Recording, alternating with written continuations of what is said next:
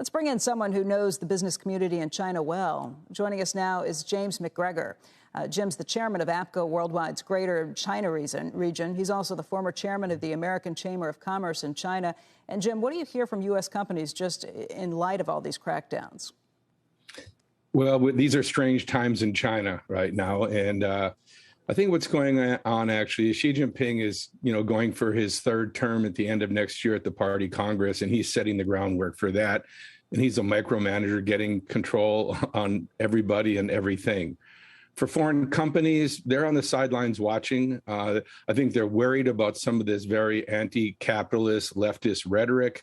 But so far, they have not been affected. They're just going on as usual. And they've been under tight control of the party for a long time. I think they're just catching up now with their own Chinese companies. And partially, this is about reining in some companies that had very strong monopolies, were abusing, citizens' private information, data, and also, paying workers very little money and kind of exploiting a lot of these delivery people and things like that. So part of it, you can understand the strategic direction, but as usual, when the party gets excited, they always overdo everything. They'll use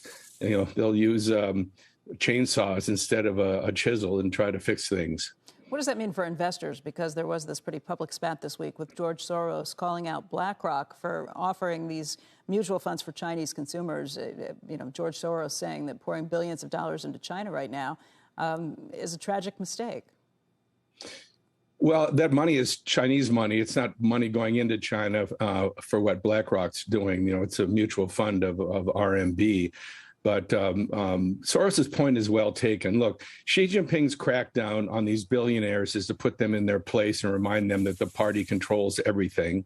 And the only people hurt by this are foreign investors and the billionaires, not Chinese people. So I don't think he cares much. I remember when the stock markets first started in China and when they first started overseas listings, the way they convinced Li Peng to let it happen was to say, we will get money from foreigners and they won't have any control and they won't own anything. And I think they always think that the investors will come back. You may lose a lot of money now, but China's going to be a growth market for a long time. And they figure they'll come back. And actually, they always do come back.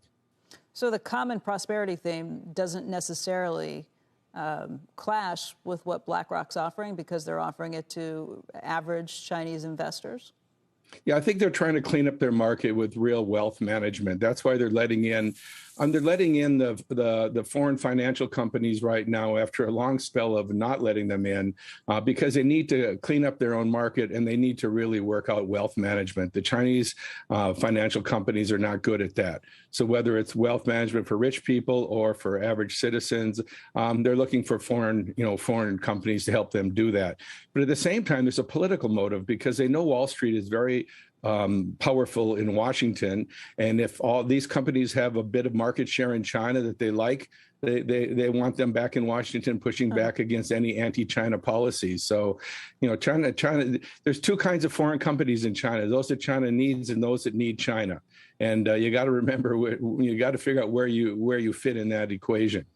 Hey, Jim, good to see you. Thanks for breaking it down with us.